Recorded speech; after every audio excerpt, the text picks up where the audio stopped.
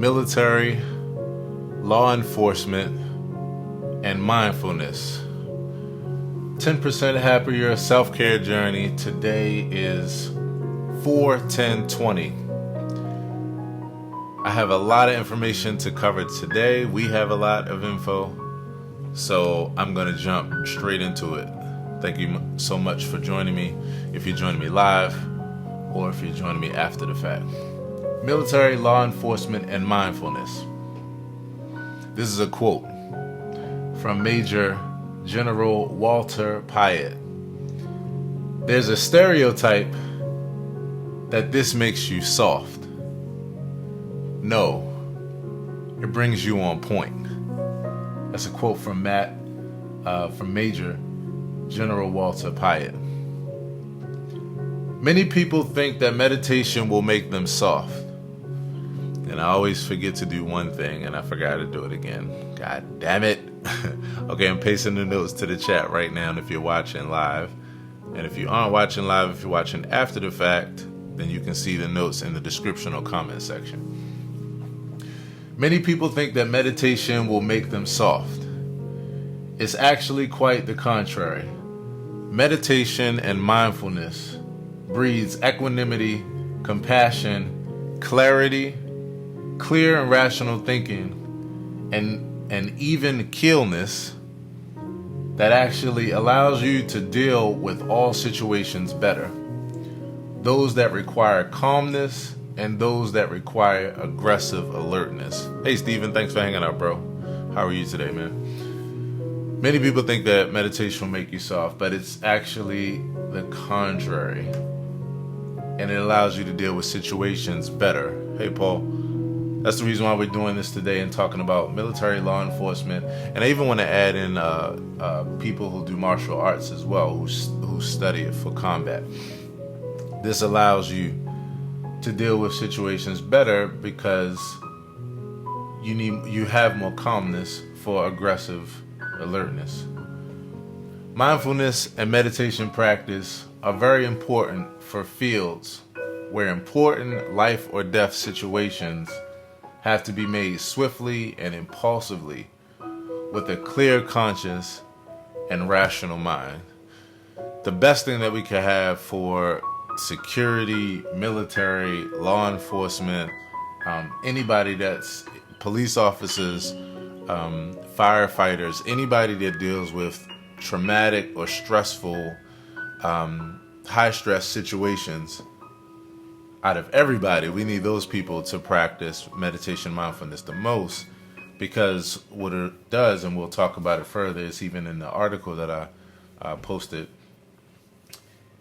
it allows us to deal better in those situations because you can pay attention more closely.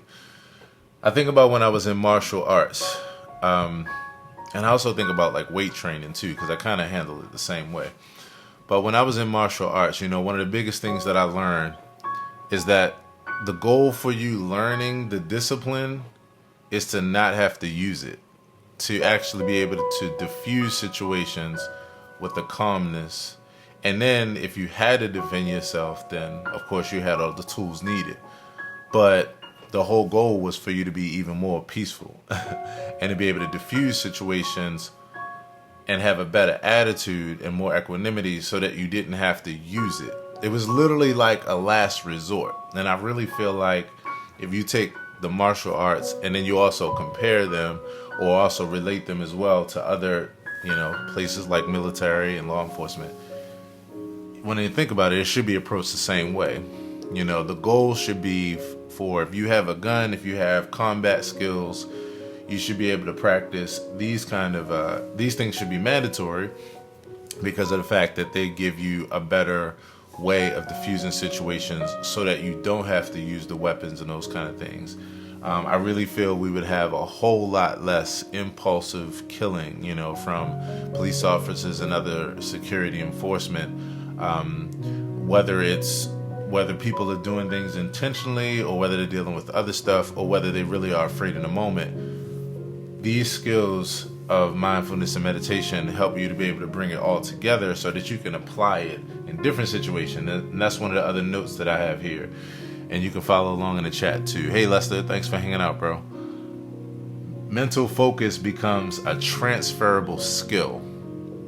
The deal is that you can take this and you can apply it to different situations, which allow you to deal with all the scenarios I just mentioned. Hey Deborah, thanks for hanging out. Happy Friday to everybody, and don't forget to join me tonight, 8 p.m.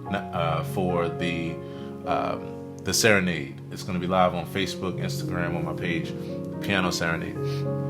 Okay, got a lot of info to get through, so I'm going to try to keep it moving. Okay, here we go. So, mindfulness and meditation practice are very important for fields where important life or death situations have to be made swiftly and impulsively with a clear conscious and rational mind. A growing group of military officials support the techniques to heal trauma-stressed veterans, make command decisions, and help soldiers in chaotic battles. So that's a few of those scenarios that we just talked about as far as how it's one thing, but it's applicable in various fields and in various scenarios and situations. You know, to deal with PTSD is completely different than to make command decisions in the moment, or to be dealing, to be in the midst of a chaotic battle. Like a battle, decisions with your troops that maybe aren't in battle, and dealing with PTSD, those are all separate scenarios and situations. But then this helps you there. And I like the fact that they said a growing group of military officials support the techniques. This is from an article that was published April 5th, 2019. So it's relatively new. We're still in the early stages of understanding the practical nature of this. A paper in the journal Progress in Brain Research reported that the troops who went through a month-long training regimen of mindfulness and meditation that included daily practice in mindful breathing and focus techniques were better able to discern key information under chaotic circumstances and experience increases in working memory function, just their daily memory. The soldiers also reported making fewer cognitive errors than service members who did not use mindfulness. And this is an article that I actually put on my Facebook page, and it's also here in the chat as well. Hey Eric, thanks for hanging out, brother. They made fewer cognitive errors than service members who did not use mindfulness. So, the stats are there. The evidence is there. The tendency to think that the best way to deal with stress or stressful situations is to aggressively stuff it down or be stronger. That's what many of us think, and that's why I wrote that. Like a lot of people in our culture, especially me growing up as a black man, told many times, like, just be strong, like crying was like, oh, this is a sign of weakness, be a man, like I was told. And I was told this even around sharing some emotions, like recently in my life, at the age I am now, 37, because of the fact that that's just something that really permeates our culture in a lot of ways. The idea that stuffing things down or just, not allowing your emotions to come out is being stronger. But what we're now learning is that that's not the case. In fact, the more you stuff it down, the worse it is when it comes out, and the worse it impacts your health, it impacts your mental faculties, it impacts and clouds your vision and your decision making in the moment. So it affects you in all places, and we're realizing that that's not a healthy way of dealing with emotions. So that's the tendency, to think that the best way is to stuff it down or to be stronger. However, the more rigid you are, the more deeply it permeates your system. Hey Paul, thanks for hanging out. Opening up to it allows the energy to move through, giving you the ability to reset and come back to an experience more healthy, positively, and fully. So this was an original quote that I wrote, and actually I'm getting ready to put it up right now, and I enjoy realizing in the moment things that I've written down that are original quotes and coming up with them in the moment. So, that's the tendency. How's it going, Harry? Happy Friday to you. That's the tendency to stuff things down, to act like they don't matter, to think that that's the way to deal with things is to not deal with them. But really, like I said, we're finding more and more as we learn through our studies and through our own experiences even, that I can personally attest to. Not only does it not help, it actually becomes a complete detriment. Next thing, this practice increases your capacity and develops invaluable skills for high-intensity jobs, especially where de-escalating situations is a regular part of the daily work, like being a police officer, firefighter, etc. Because you develop the ability to deal with intense situations with more clarity and less mindless impulsiveness. Now, this comes from a series I did a while back, and I wound up adding it to this. So that's why, even though it's a little bit redundant from what I said earlier, it's another way of putting it. Can't be overstated. It can't be overstated. Harry Matthews says facts. Can't be overstated. All of us need it, but anybody dealing with high, stressful situations, it needs to be built into the same way like you have your training, where they're training to make sure you're physically fit and ready. It needs to be another part of that same training, because it all starts and ends here. And, a weapon or a skill can easily go from being a skill that's used to help someone to something that's used to harm someone, literally because of a split second decision here. I have a quote where I say the only difference between a superhero and a villain is mindset and use of power. They actually are exactly the same people. It's just mindset and use of power, but all the abilities are exactly the same. So that's why this is so important. And in fact, I would argue this is even more important than the actual weaponry itself.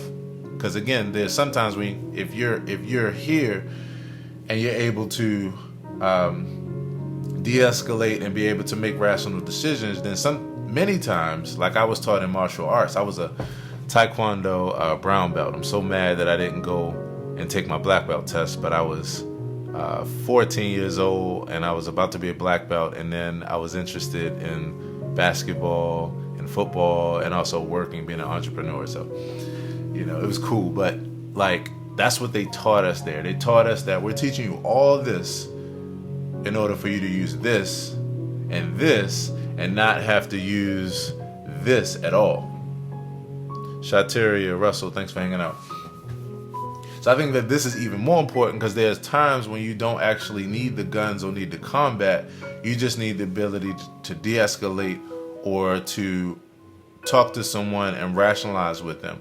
I think one of the things I probably will study is I will get a YouTube education in the field of people. I don't know what you would necessarily call them, but the field of people that deal with someone who's about to commit suicide, and the way that they have to negotiate with them and talk them, out of the things that they're looking to do. I'm actually going to do some research on that, because it's fascinating to me, and those that follow me, I'm fascinated with psychology, but it's fascinating to me to think about how that person de-escalates the situation. Hey Rodney, thanks for hanging out, bro. Hope you and the family are well and safe. I'm interested to see how those people who work with those that are about to commit suicide and they have to de-escalate the situation and talk to the people. I'm going to be looking that up real soon, and I'll be bringing all the information to you and teaching you what I learned. Because that way of dealing with a conflict is completely dealing with mindset, completely dealing with remaining calm and trying to get a lot of these things that we're studying here to the other person, even though they're right in the moment of impulsiveness and they're ready to end it all, or they're ready to do something drastic. So that's a very nuanced art, and I want to really look at that, because that would really show us how to really develop this capacity and use it in the way that our military, our law enforcement, and those that are on the front lines, for different things can use it. Clarity is the ability to tease out the details of an experience. A lot of times when we make impulsive decisions that aren't cool, it's really because of a lack of clarity. It's really because we were looking at the situation through the wrong glasses, through the wrong lens, or we didn't have glasses on, period. So it didn't allow us to have that 20/20 vision to really see it for what it was and be able to decide out of your toolbox, out of your arsenal of different things to deal with a situation. It didn't allow us to pick the right tool because we weren't clear about what was going on in front of us, what we were dealing with, what the source of the problem was, which therefore would have led to the source of the solution. I have another quote that I'm going to put up at some point, and I got to figure out a way to frame it. I might figure it out after I end this video, but it's where I started realizing that the key is finding the problems, like correctly identifying the problems. You can have all the solutions in the world, all the solutions, but if you're incorrectly identifying the problem, then the solutions are null and void. They really actually aren't solutions at that point. They're just distractions really at that point. So clarity is the ability to tease out the details of our experience. Equanimity is mental calmness, composure, and evenness of temper, especially in difficult situations. The ability to receive challenging energy without returning the favor, unless it's needed. Because again, that's the thing.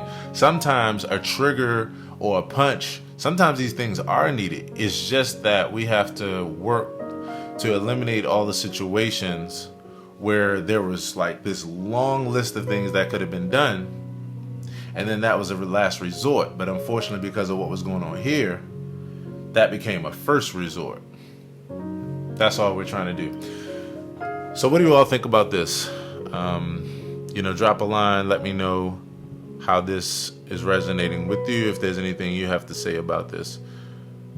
So I'm going to go next to the article that I put up earlier. And I'm going to do a quick skim through this.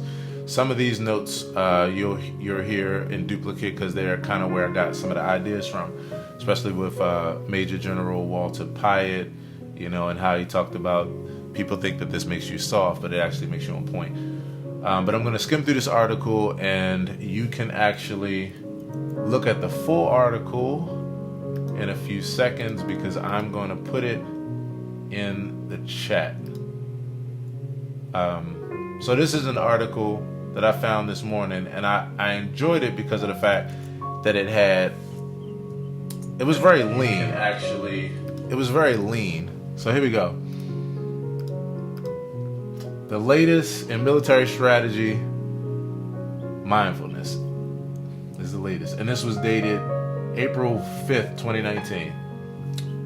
So I'm going to skim. A commander, Major General Walter Pyatt, he juggled with pursuit of enemies and delicate diplomacy with tribal leaders. I think they said he was in Iraq. He said his best decisions relied on a tool. He said, but his best, even though he was proud of all the things that he did and he stood by them, what he had to do, he said that his best decisions relied on a tool as ancient as it is powerful. As ancient as it is powerful. Hey, Michael Orr, thanks for hanging out. So he began his daily operations by breathing deliberately, slack-jawed, staring steadily at a palm tree. The cool part, again, is a reminder for everybody, for myself, is that there's no one way to do meditation. You don't have to be looking at a palm tree. You could literally just be driving in your car, and just taking a moment to just breathe. So, in this past winter, Army infantry soldiers at Schofield Barracks in Hawaii began using mindfulness to improve shooting skills, For instance, focusing more on when to pull the trigger amid chaos to avoid unnecessary civilian harm. You know, my desire is for nobody to ever be harmed. But since we live in a world where different people are dealing with different mental capacities, there are times when we need to stand strong and stop each other from causing more violence or causing more harm to others.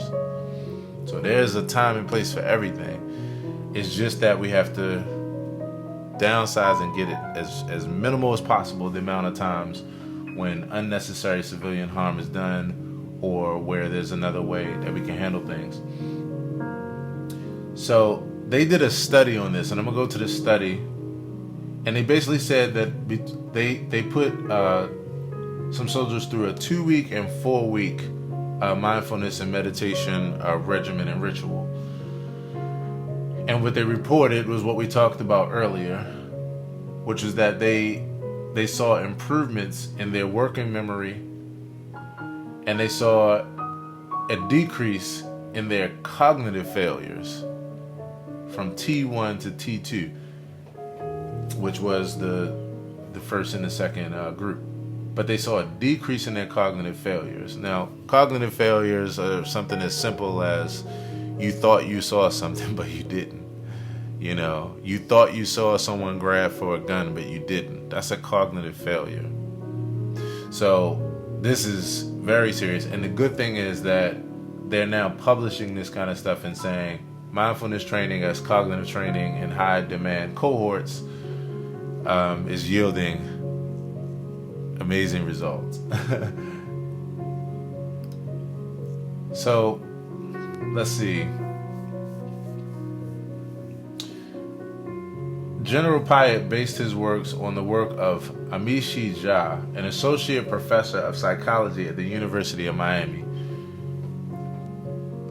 And he really dug deep into that.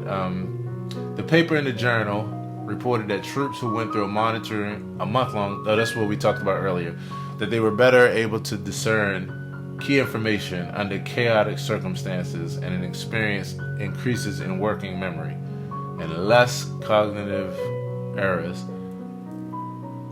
They also showed how it related to football players as well. And they talked about how, you know, these people are all selected, whether they're in the military or football, whatever, they're actually selected for their ability to focus in a particular way. So the fact that they even saw improvement speaks to the power of the training, because it was improvement on top of an already increased ability to focus. The science shows that techniques that focus and calm the mind allow people to perform better and make them less likely to overreact to incoming stimulation, whether a flash movement, sound, or an onslaught of information on a device. The neuroscience of mindfulness involves, in part, strengthening a part of mental capacity known as working memory, a short-term, moment-to-moment catalog of tasks understood by scientists to effectively hold only a few pieces of information at a time. It's like RAM, you know, it's like RAM for us, what RAM is for computers. A working memory clouds through overload. Decisions become jumbled and reactions become more impulsive. Breathing-induced focus lets people hone in on the task at hand, but it does take practice. So they went through 2 and 4 week training. A lot of the soldiers readily embraced the idea. And the third seemed a bit skeptical. So they said that they liken the benefits of practicing mindfulness to those of, say, doing push-ups. You might not drop and do push-ups when you're in a gunfight, but you do have increased capacity in what we call emotional resiliency. And that's when he said, and this is General McNulty said that mental focus becomes a transferable skill. I love that aspect of it. You really can apply it. It's like a one-size-fit-all kind of thing. You really can apply it to randomly different things. So overall, it makes your life better and your decision-making better. And so this is the end of the article. They're just talking more about... Okay, so this is a commander, Tim Bolton. I'll tell his story last and then we'll end out. So he had gone through a lot in 2008, and when he returned back from active duty, it was really clear the PTSD that he dealt with. The fact that he saw mangled civilian bodies and deaths of 48 compatriots in battle, you know, his friends, you know, and the people that he was with, his team in Iraq, Afghanistan, Falklands, Northern Ireland, ethnic cleansing, hand-to-hand stuff. Like, he saw a lot. So when he went to a psychiatrist in 2008, the psychiatrist broke down in tears after he described his experiences. It was that serious. So he discovered mindfulness after his bout with PTSD and became a trustee at Oxford University Mindfulness Center. That's pretty cool. I'm gonna actually look him up. He now starts and ends his day with 5 minutes of breathing exercises. He uses the technique each time he is gripped by anxiety or panic. The traumas haven't disappeared, he said, but he isn't haunted by them daily. Now he can more calmly examine each terrible incident, address it, and have some control over it, rather than merely reacting. And that's the whole goal. I forgot the quote where they were like, an overreaction is an old reaction, I think it is. Michael Orr, if you're still there, let me know if you ever heard that before. I'm trying to think of what that is. I think it's that. An overreaction is an old reaction, something like that. And even though that's not always the case, but like, it makes a lot of sense, you know, to many scenarios, because we get programmed in particular ways. And the reason why we get programmed is because of a thing we call evolution, which is that in order to survive in any scenario, relationship, living situation, hemisphere of the world, like in any situation that you're in, your mind has to adapt and cope and develop certain things to survive. So that means if you are used to cringing, yelling, being defensive in order for your way to be seen or for your ideas to be seen, then you're naturally going to do that. So these are impulsive reactions, and that's all we're trying to do is just develop this space. That space that we call equanimity. I used to call it I still call it the wedge. Because I see it like a door. It's just enough space for you to allow some other perspective in there that might be the best thing that you could do. The amount of brain power it frees by not being trapped in the past or future is incredible, Mr. Barton says. The military is seeing the mass benefits of this. Mr. Barton has thought about whether mindfulness is an anathema to conflict. I never heard that word before. Anathema. I'm gonna have to look that up. The purists would say that mindfulness was never developed for war purpose, he said. What he means is that mindfulness is often associated with peacefulness, but he added, the idea is to be as faithful to compassionate and humane ideals as possible, given the realities of the job. This dude is on it. Hey, Yanni, thanks for hanging out. How's your Friday going? That dude was on it. The way he just put that is to be faithful to compassionate and humane ideals, to be as faithful to compassionate and humane ideals as possible, given the realities of the job. God damn it, make that man president. Major General Pyatt underscored that point, describing one delicate diplomatic mission in Iraq that involved meeting with a local tribe leader. Before the session, he said he meditated in front of his palm tree, because he loves palm trees, and found himself extremely focused when the delicate conversation took place shortly thereafter.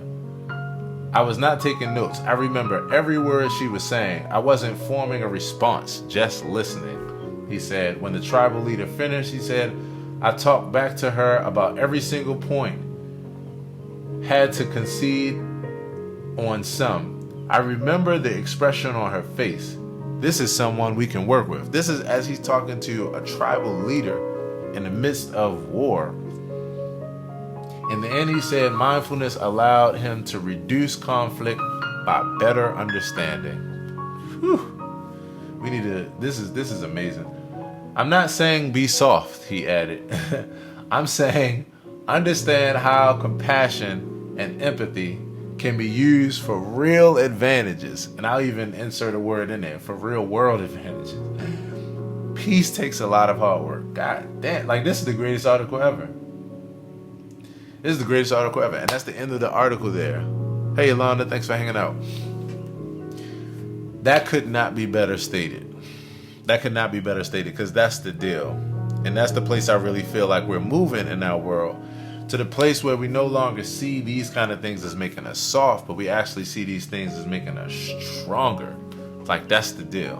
Jarrell, what's happening, homie? How's everything going?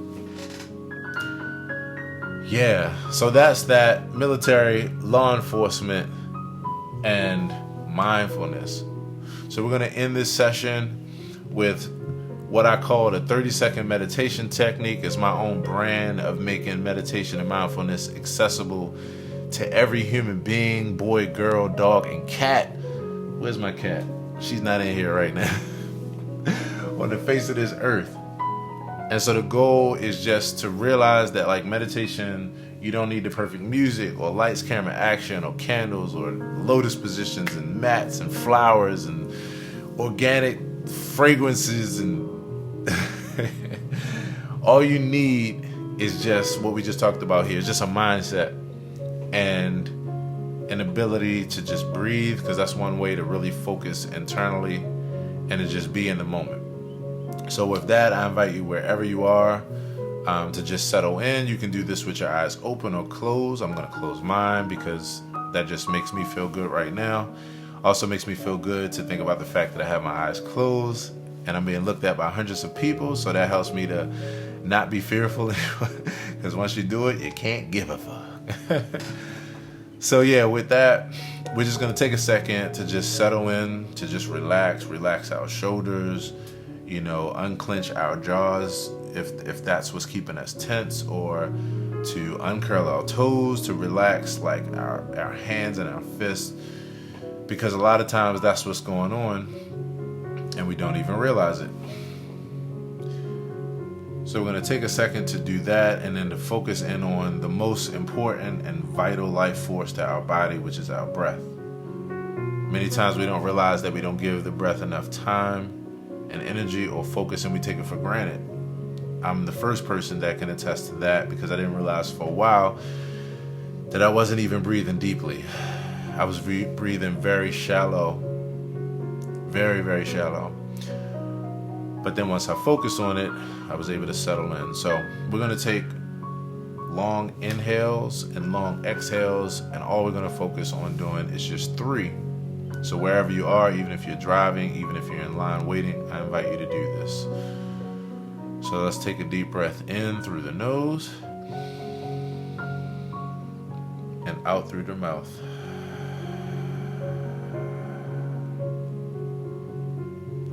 Take another deep breath in and out.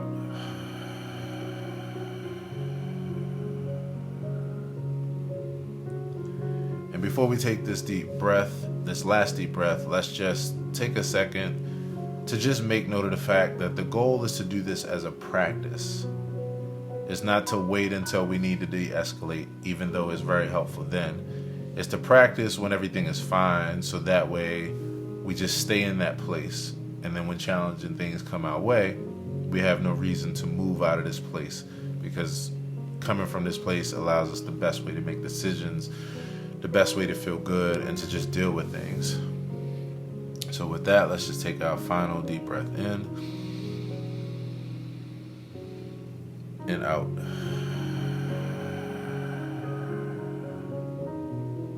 And we're going to take 10 more seconds to just kind of stay in that place of mindfulness. You can allow your breath to return back to a normal pattern, or you can continue with the pattern of deep breathing.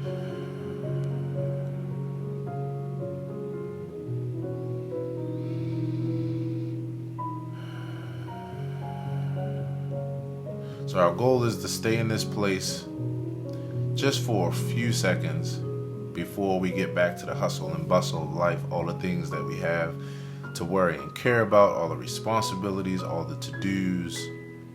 The goal is to just detach from them just for 10 seconds, to observe them like a river, where you're on the side of the river and you just observe everything flowing and everything flowing downstream, but you don't have to be a part of it for a second. You can get back in your kayak in a few seconds.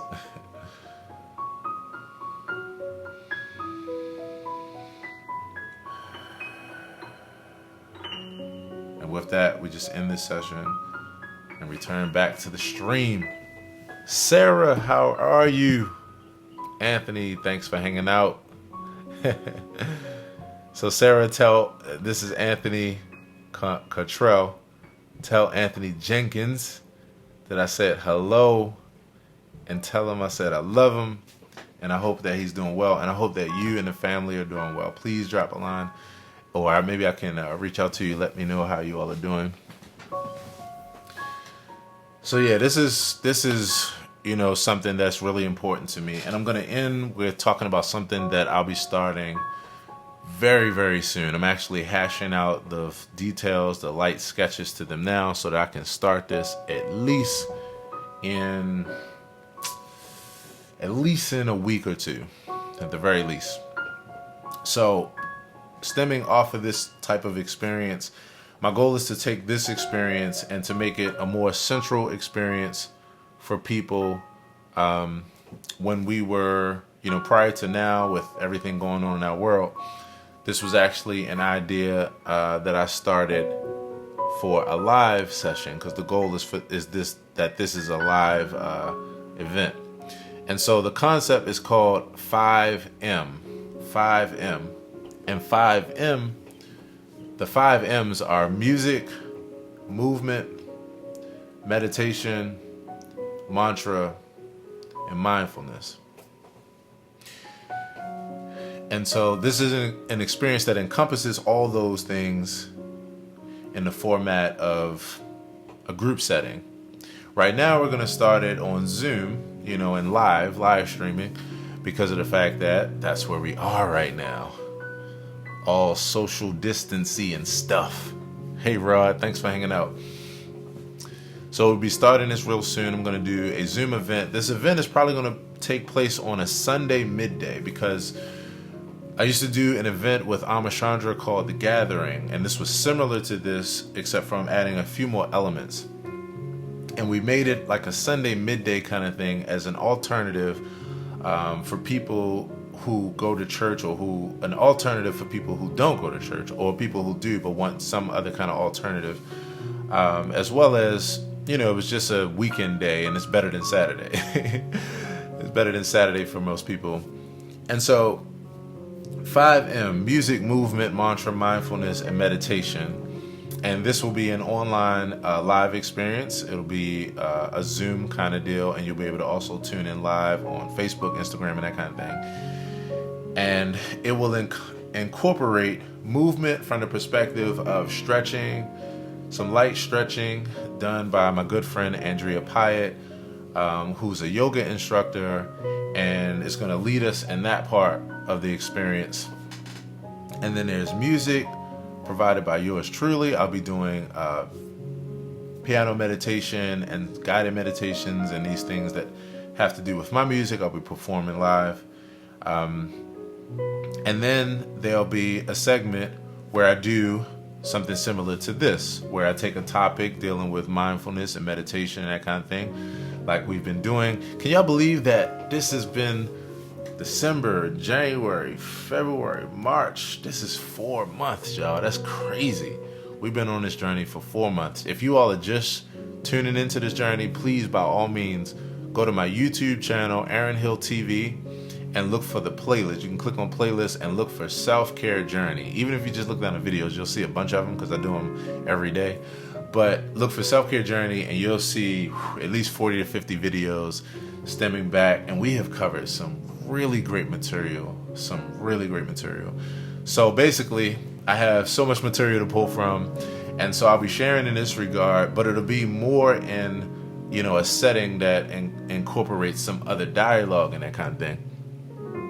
And so the goal will be to dialogue about this. I'll present, and we'll do mantra. The mantra that's pretty much infused in, and for those that don't know what the word mantra means, it's just like a positive affirmation. It's like taking a positive statement and, there's something that you repeat, whether it's in a setting like that or something that you just have in your head, like knowledge is power. Like you're thinking about it as you're out and about, and it's just something to use.